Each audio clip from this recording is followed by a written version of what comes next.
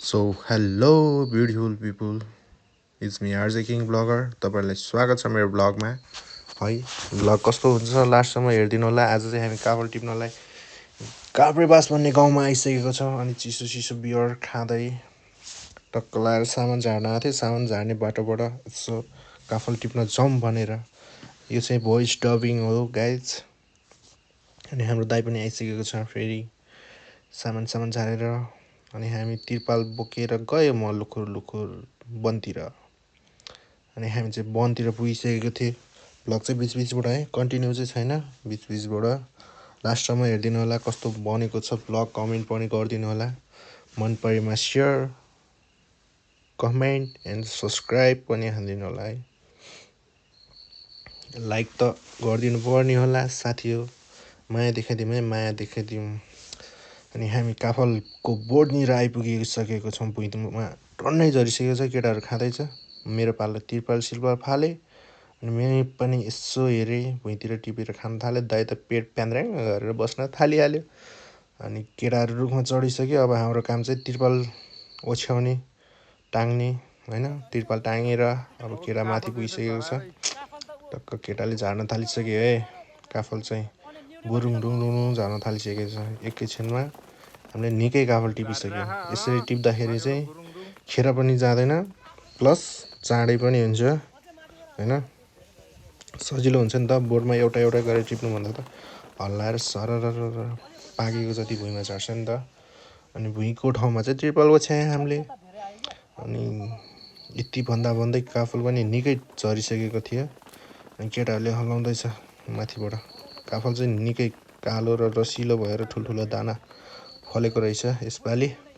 हामीले एकै बोर्डमा निकै टिपेको थियौँ। कति टिप्छ हेर्दै गर्नु होला है। अनि मेरो चाहिँ के भयो भने 2-4 दिन भयो भिडियो बनाउँदाखेरि भोइस चाहिँ कुनै भिडियोमा हुने कुनै भिडियोमा नहुने भइरह। त्यही भएर डबिङ गर्नुपर्ने भएको कि अब ब्याक भोइस एड गर्नुपर्ने हुन्छ। अनि त्यही भएर गाह्रो हुन्छ भ्लग बनाउन नि। त्यही हो, गाह्रो साह्रो नभनिकन तपाईँहरूको सामु मैले यो भ्लग बनाइसकेको छ।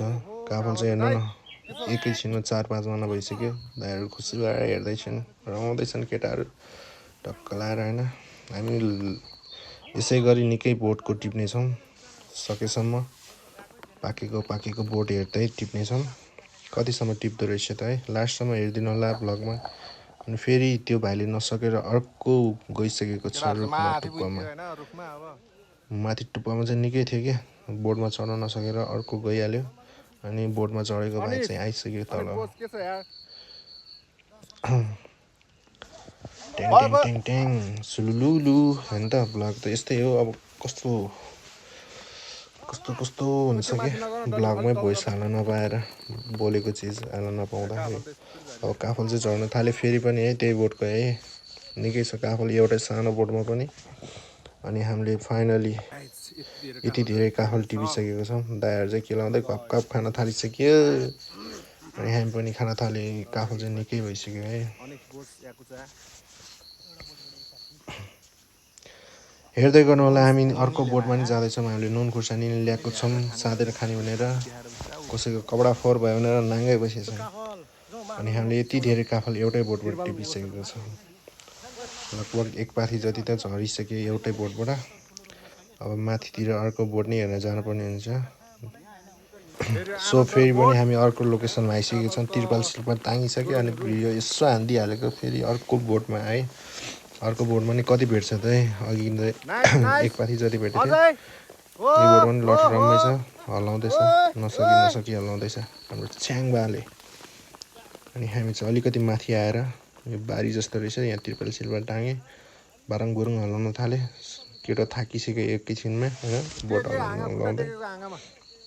काफल चाहिँ निकै छ है यो बोटमा नि।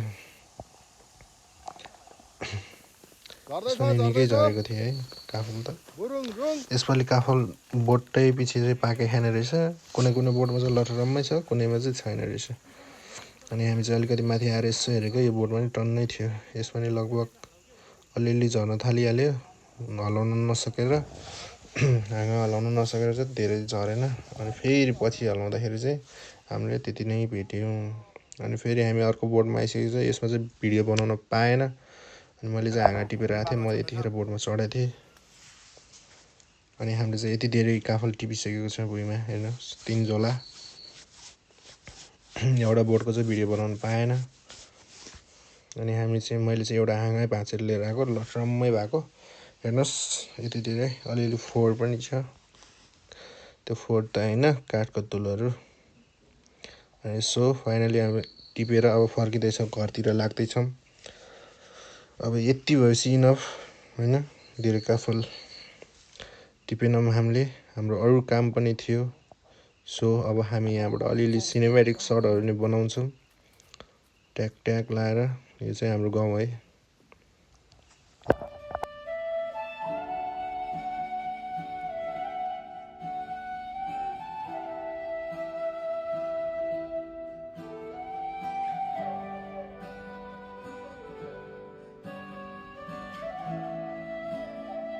मैले भिडियो एडिट गर्ने एप चाहिँ मेटो हो है। यो एन्ड्रोइड र एप्पललाई सजिलोसँग प्ले स्टोर र एप स्टोरमा पाइन्छ। अनि हामी चाहिँ सिनेमेटिक सर्ट हानेर फर्किँदैछौँ, घरतिर लाग्दैछौँ। केटाहरू यताउति हेर्दैछन् अरू काफल नि टिप्ने कि नटिप्ने भनेर दोधारमा। अनि हामी चाहिँ पुग्छ भनेर फर्क्यौँ।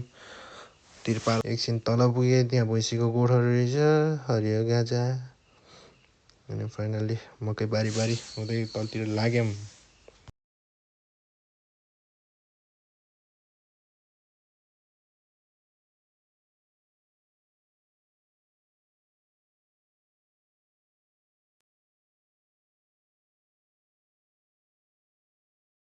सो अनि हामी चाहिँ तल गाडी भाटामा आइपुग्न लागिसक्यो फाइनल्ली।